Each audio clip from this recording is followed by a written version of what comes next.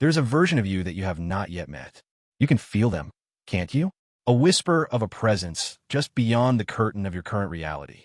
They move with an ease you haven't yet known, their gaze clear, their shoulders free of a weight you've carried so long you've forgotten it wasn't yours to begin with. This version of you does not live in a world of what-ifs and if-onlys. They live in a world of certainty. Not the arrogant certainty of a closed mind, but the quiet, unshakable certainty of a soul that knows its own path. And the most extraordinary truth, the one that has echoed through every wisdom tradition and every story of human triumph, is that this version is not a distant fantasy. It is your birthright. It is the person you were always meant to become, waiting for you to simply stop running from the light of your own becoming. You have been carrying a weight that was never yours to hold, a weight of anxiety, of scarcity, of a gnawing sense that you are somehow running out of time or running out of luck. You have been conditioned to see the world through a lens of lack, a lens that magnifies every obstacle and diminishes every possibility. You have been taught to be practical, to be safe, to set your sights low enough that you could never fail. And in doing so, you ensured you could never truly live. You have been told, by a chorus of well-meaning but terrified voices, that the world is a place of limited resources, where one person's success is another's failure, and where dreaming too big is the first step towards a great fall. This is not wisdom. It is a prison built of other people's fears, a prison with walls made of you can't and you shouldn't. And like any prison, it has a door, and the key is held firmly in your own hand. The moment you decide to see the world not as a place of scarcity, but as a fertile ground of infinite potential, is the moment you begin to turn that key. What if you can? This is the question that has the power to shatter every limiting belief you have ever held. Not how you can, not why you can, but simply what if? What if the very thing you desire most is not only possible, but is in fact the most natural and inevitable outcome of your journey? What if the universe is not a cold, indifferent void, but a benevolent and responsive mirror, reflecting back to you the energy you project into it? Think about this for a moment. Really think about it. The air in your lungs, the sunrise that will inevitably break tomorrow morning, the very force of gravity that holds you to this earth. These are all miracles, unfolding with a consistency and perfection that we have taken for granted. Is it so much of a stretch to believe that the same infinite intelligence that creates galaxies could also conspire to bring your deepest heart's desires to fruition? The what if is not a naive fantasy. It is a doorway. It is the first, courageous step from the known world of your fears into the unknown world of your potential. When you allow yourself to even entertain the possibility that success is your default state, you begin to rewire the very circuitry of your mind to recognize and attract that success. And this is where the quiet miracle begins. To shift from a broke mindset to a rich mindset is not a matter of a few positive affirmations. It is a profound, cellular, and often uncomfortable process of unlearning and relearning. A broke mindset is not a reflection of a number in your bank account. It is a reflection of the scarcity in your soul. It is a constant state of fear, a paralysis in the face of opportunity, a belief that you are perpetually on the verge of losing it all. It is the voice that whispers, "You don't deserve this," or "This is too good to be true," or "What will people think?" This mindset is your enemy, your saboteur, the final boss you must defeat on your path to liberation. A rich mindset, by contrast, is not about greed. It is about a profound sense of abundance. It is the knowledge that your value is inherent and unassailable, that opportunity is everywhere, and that collaboration is more powerful than competition. It is the quiet confidence that you can build, create, and contribute to the world, and that the universe will support you in that contribution.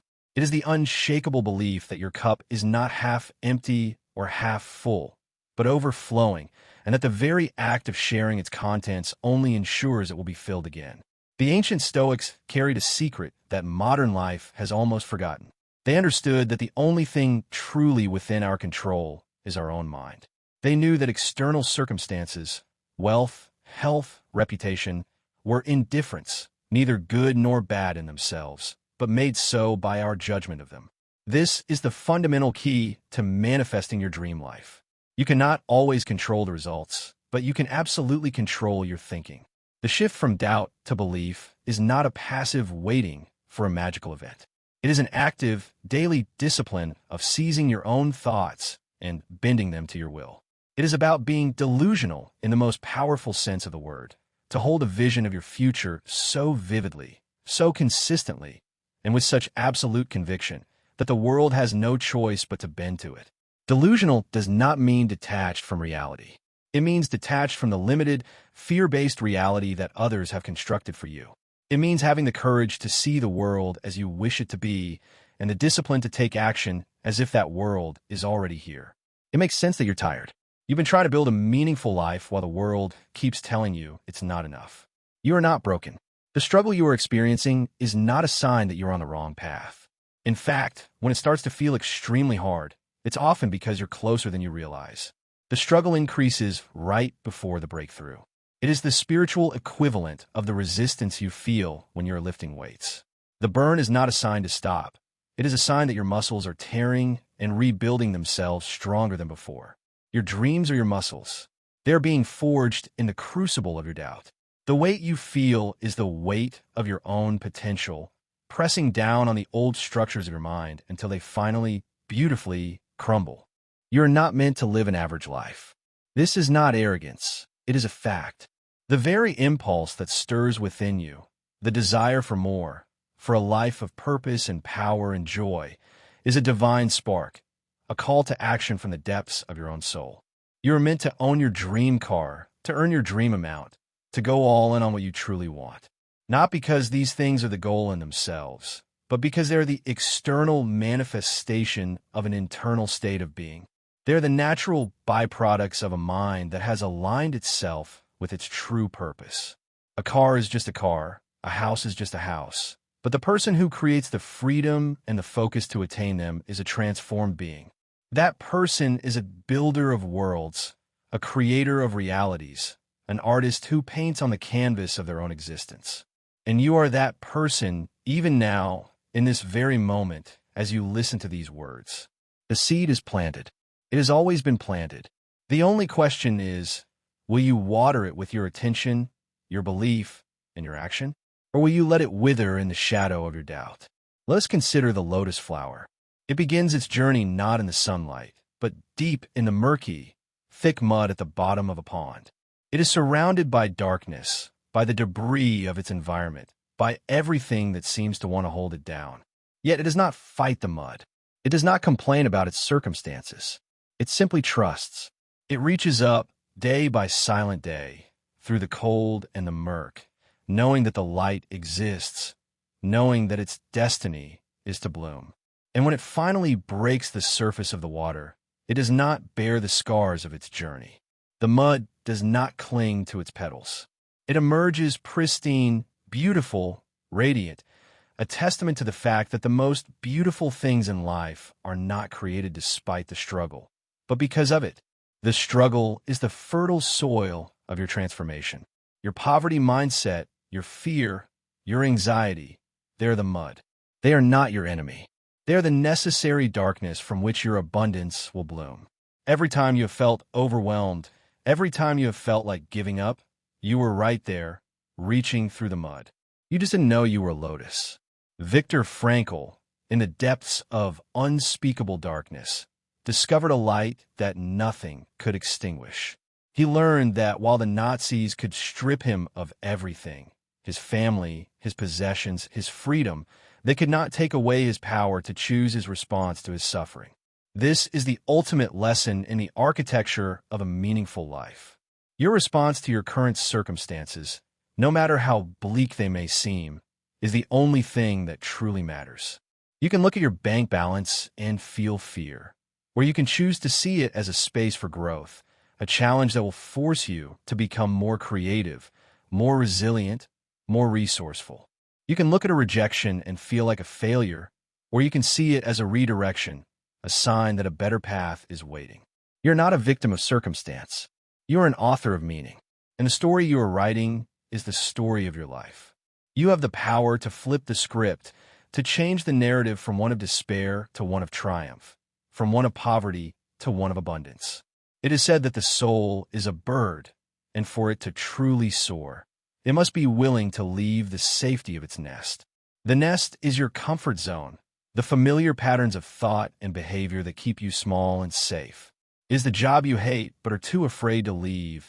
The relationship that drains you but is too familiar to end. The dream you've buried because it seemed too impractical. To soar, you must take the leap. You must trust that your wings will open. This is a terrifying prospect, for we are hardwired to seek safety. Our brains are constantly scanning for danger, keeping us in a state of heightened alert. But the life you seek lies on the other side of that fear. It is not about ignoring the fear. It is about feeling it, acknowledging it, and choosing to move forward anyway. Courage is not the absence of fear. It is the triumph over it. The brave person is not the one who feels no fear, but the one who feels it fully and acts in spite of it. This is the spirit of the one who builds $1 million business when they start with nothing.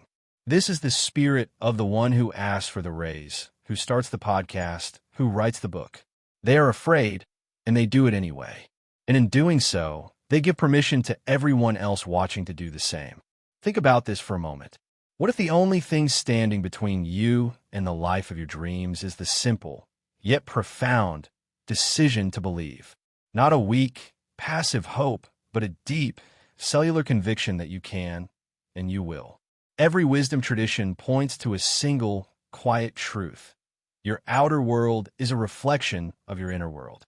Change the reflection, you must change the inner world. If you want to attract wealth, you must first feel wealthy. You must cultivate a state of gratitude for what you already have, opening the door for more to flow in. You must focus on your strengths and your potential, not your weaknesses and your fears. You must be a vibrational match for the success you seek. It is not magic, but a law of resonance, as natural as gravity. The universe is a magnet, and you are the lodestone. You will attract what you are. If you are anxious, you will attract situations that make you more anxious. If you are peaceful, you will attract peace. If you are abundant in your thinking, you will attract abundance. It is the most powerful law in the universe, and it is working for you or against you every single second of every single day. You have been a survivor. You have navigated storms, endured heartbreak, and overcome obstacles that would have broken a lesser spirit. You have learned to be tough, to protect yourself, to expect the worst. And this has served you for a time. It has kept you alive, intact, and shielded from further harm. But survival is not the same as thriving. To survive is to exist. To thrive is to live. The identity of a survivor is rooted in the past. It is a shield built from old wounds, a fortress designed to keep out pain. But the problem with a fortress is that it also keeps out the light.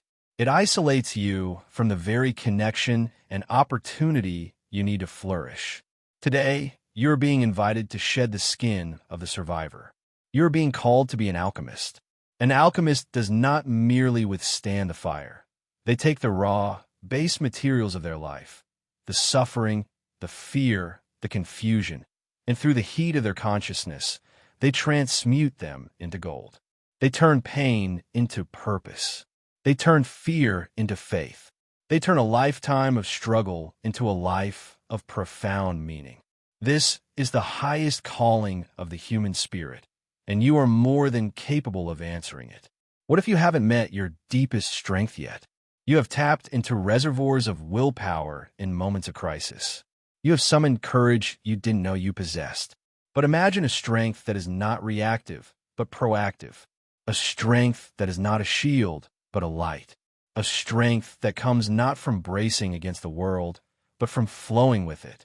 This is the strength of the one who has surrendered the need to control everything. It sounds paradoxical, doesn't it?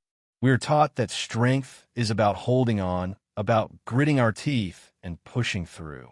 And there is a season for that.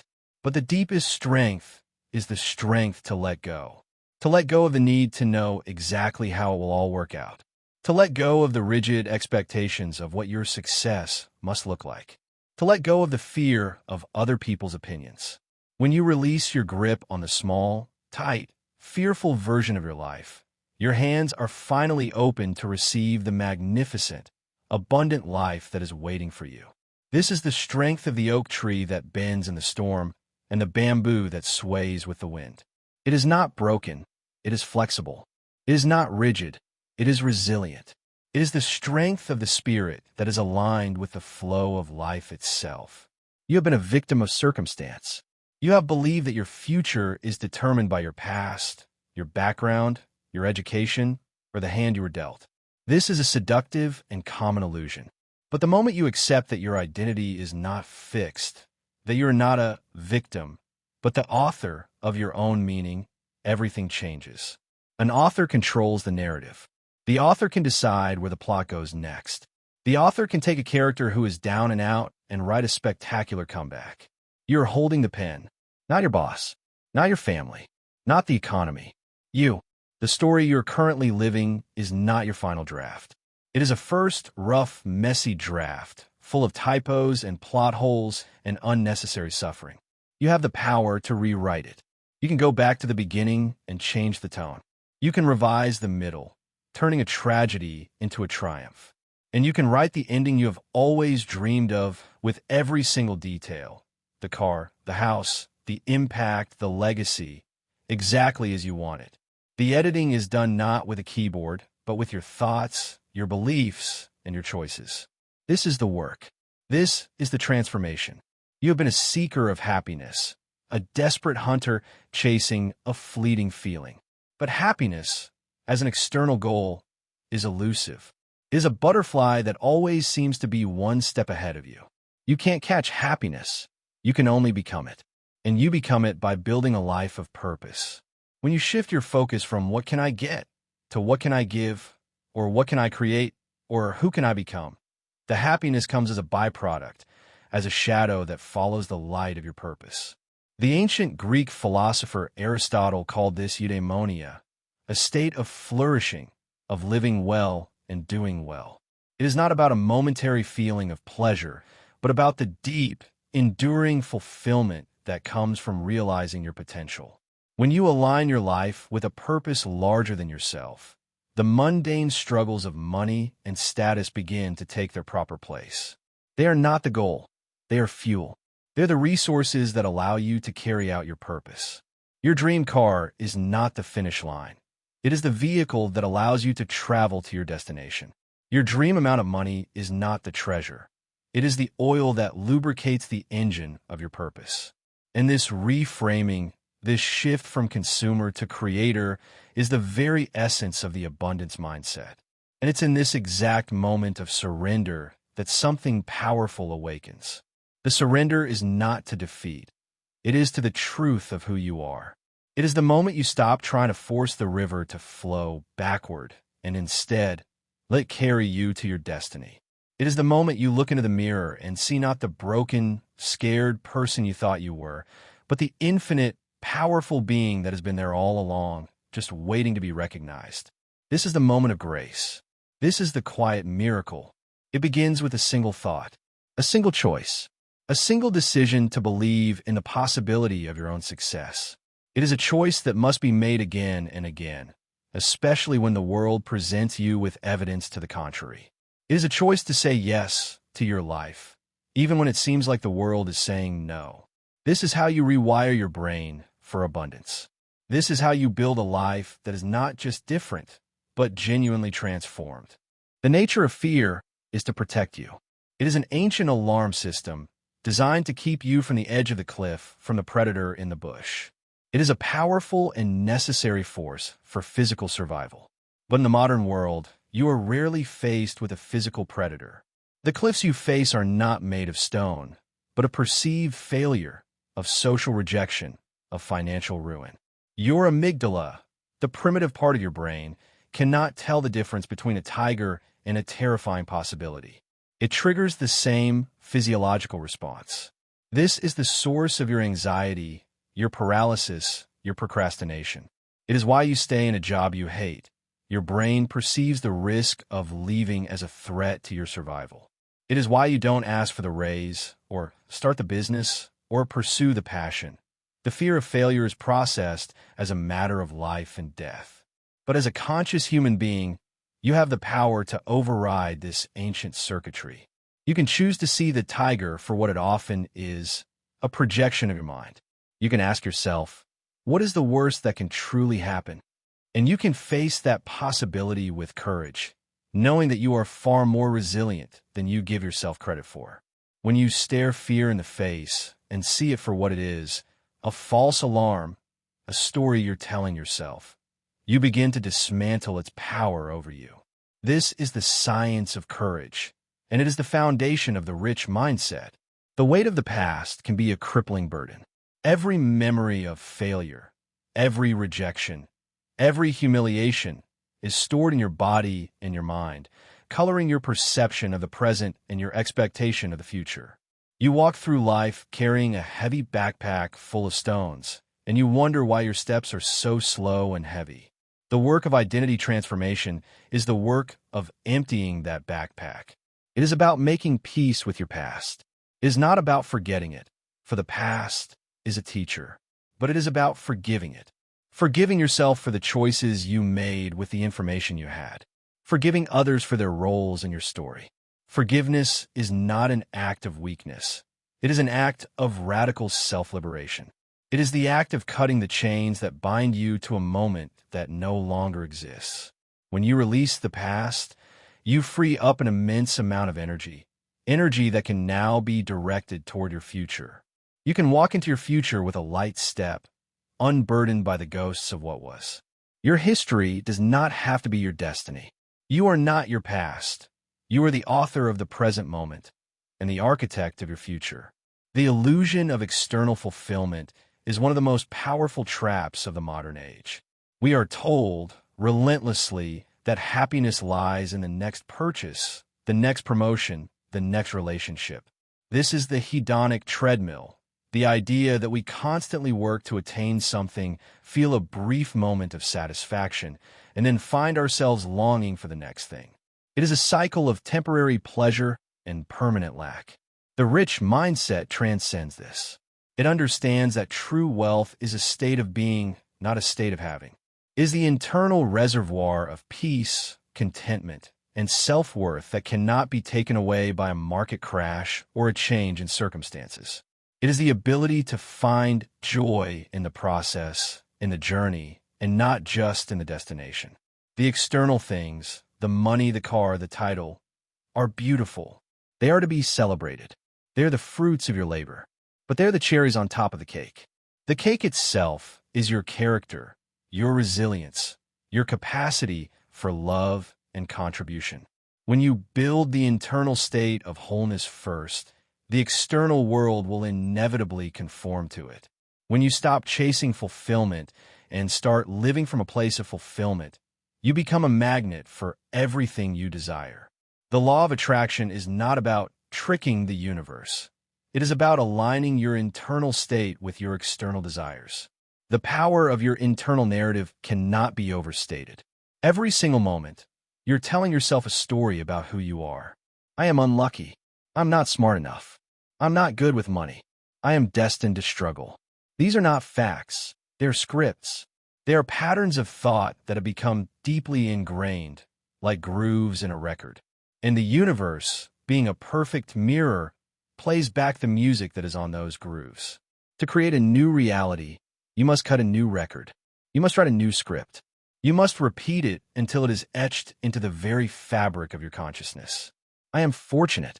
I am intelligent and resourceful. Money flows to me with ease. I am destined for greatness. The delusional mindset that is so often spoken of is the art of believing in your new script before there is any tangible evidence to support it. You must hold the vision so vividly that it becomes more real to you than the current circumstances. It is the unshakable faith of the farmer who plants a seed in the winter, trusting that the spring will come. The seed does not doubt. It simply does what it is designed to do, fueled by a belief that it will fulfill its destiny. You must be like the seed. Think about this for a moment. When you change your mind about what you are capable of, you change the world. Literally, your world is not a fixed, concrete thing. It is a constantly shifting hologram projected by your consciousness. There is compelling evidence from the fields of neuroscience and psychology that shows how neuroplasticity, the brain's ability to rewire itself, can be harnessed to create lasting change. The thought patterns you cultivate become the physical structures of your brain. By consistently focusing on abundance, you are literally building a neural superhighway for success. You are pruning away the branches of doubt and scarcity and strengthening the pathways of belief and confidence. This is the science behind the philosophy. You're not just thinking positively. You're biologically rewriting the operating system of your very being. Every time you choose to believe in yourself, every time you choose to see the opportunity instead of the obstacle, you are performing a miracle of self-creation. You are becoming the master of your own mind. And in doing so, you are becoming the master of your own life. It is the most empowering truth there is. Consider the story of a young man who grew up in a small, forgotten town, surrounded by poverty and the suffocating expectation that he would never escape. He could have accepted this. He could have repeated the narrative he was given, slouched into a life of quiet despair, and blamed the world for his circumstances. But one day something shifted. He saw a picture in a magazine of a world he didn't even know existed. It was a world of possibility, of green fields and grand houses, and people who seemed to move with purpose. And in that moment, a question bloomed in his heart. What if I can? He didn't know how he would do it. He had no money, no connections, no clear path. But he had the question, and he had the courage to hold the question in his heart. He started working small jobs. He began to read, to learn, to educate himself. He saved every penny. He faced ridicule from those who had made peace with their limitations.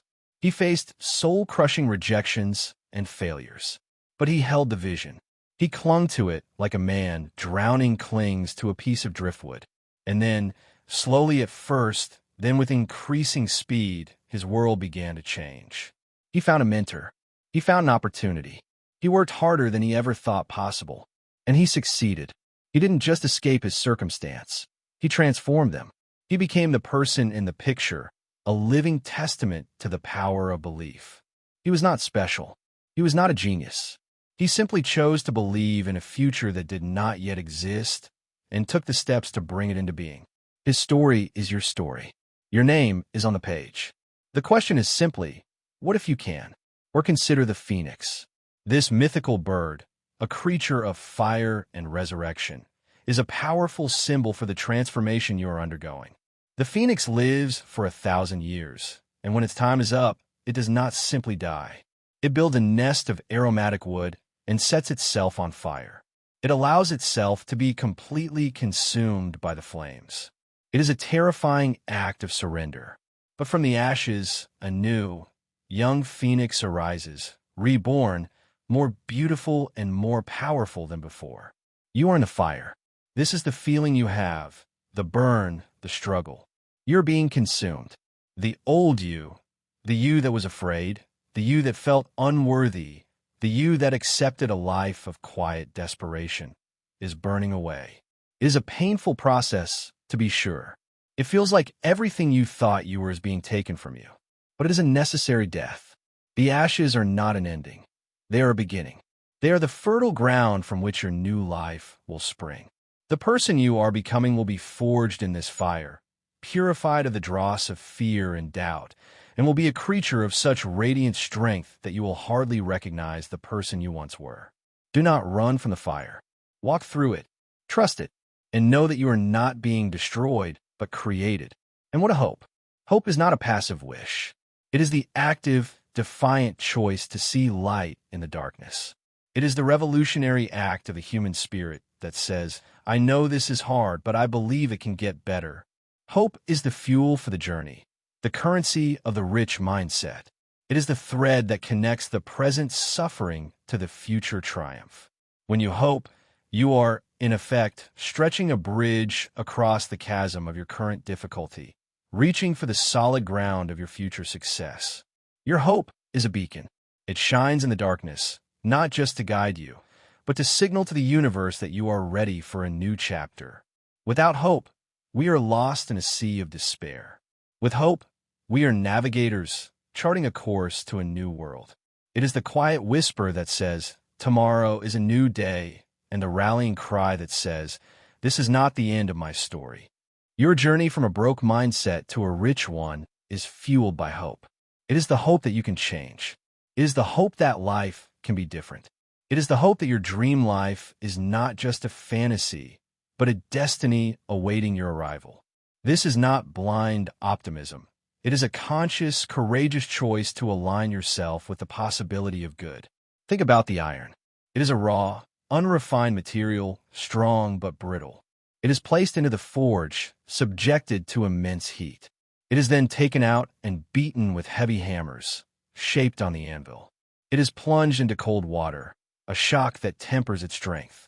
This process is repeated over and over until the iron is no longer a clump of ore, but a gleaming, razor-sharp sword. The heat, the hammer, the cold water, they're not punishments. They're the very tools that bring the sword into existence. The sword does not complain about the heat. It does not resist the hammer. It submits to the process of its own creation. You are the iron. The struggles you are facing are the heat, the hammer blows of life that are shaping you.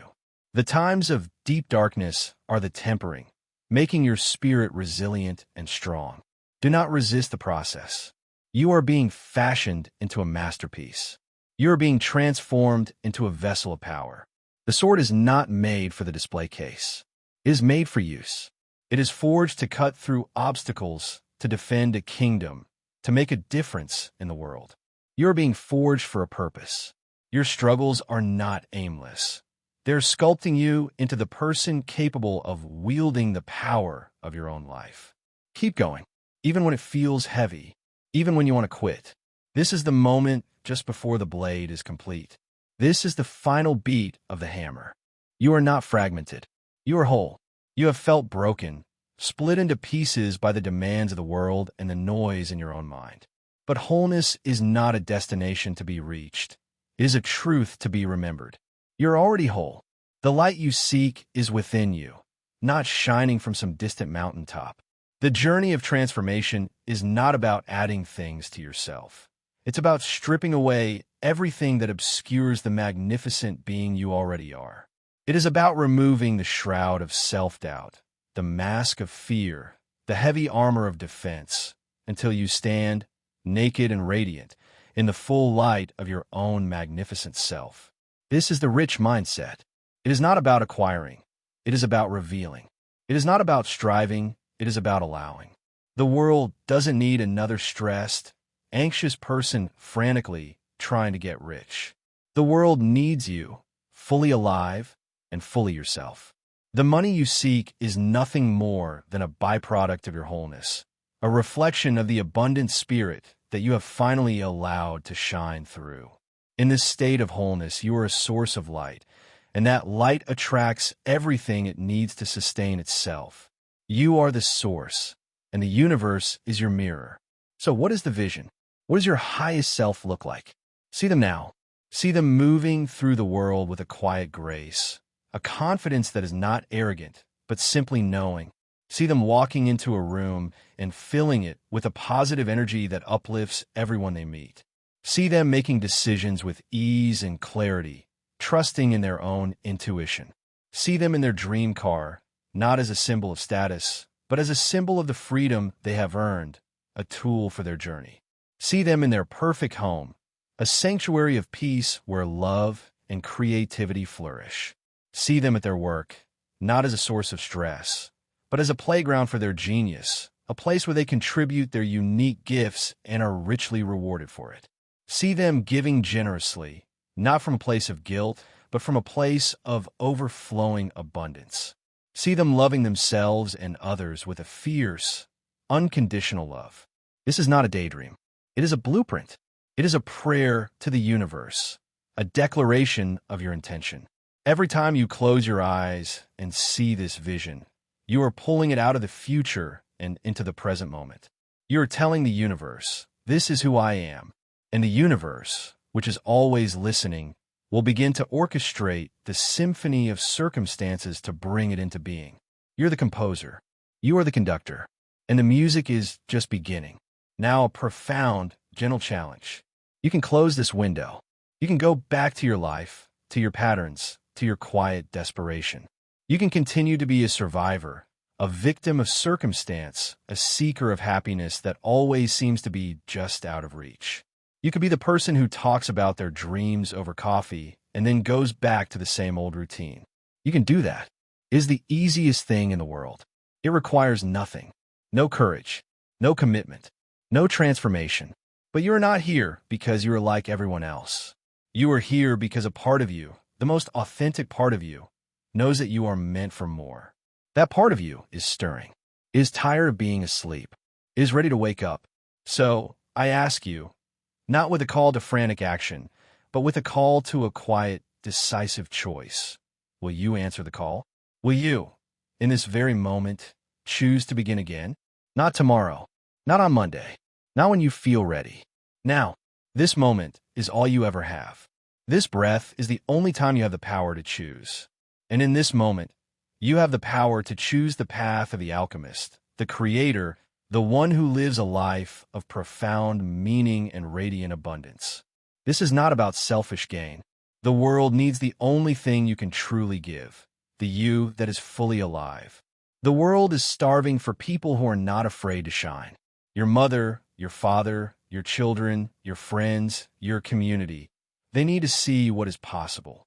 They need your example. When you become the version of yourself you have always known you could be, you become a lighthouse for others who are still lost in the storm of their own doubt.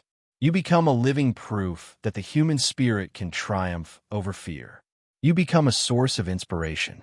This is the ultimate act of compassion. This is the deepest purpose. You're not doing this just for yourself. You're doing it for the person who will see you and believe. You are doing it for the child who will one day inherit a more prosperous world. You're doing it for the collective evolution of consciousness. Your success is not your success alone. It is a gift to the world. Keep going. The struggle you are experiencing is not a sign that you're on the wrong path. It is the friction of your becoming. It is the birth pangs of a new reality. The person you are meant to be is not a distant fantasy. They are a future self, a future version of you, who is reaching back through time, whispering to you, I am here. I am real, and I am waiting for you. So you keep going. You keep believing. You keep visualizing. You keep taking those small, courageous actions. You keep choosing abundance over lack. You keep choosing belief over doubt. You keep choosing success over fear. You keep asking, what if I can? Until the question becomes a statement, and the statement becomes a reality. You were never meant to live an average life.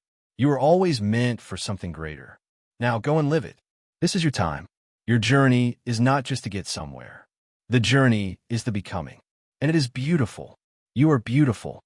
And you are, finally, coming home to yourself.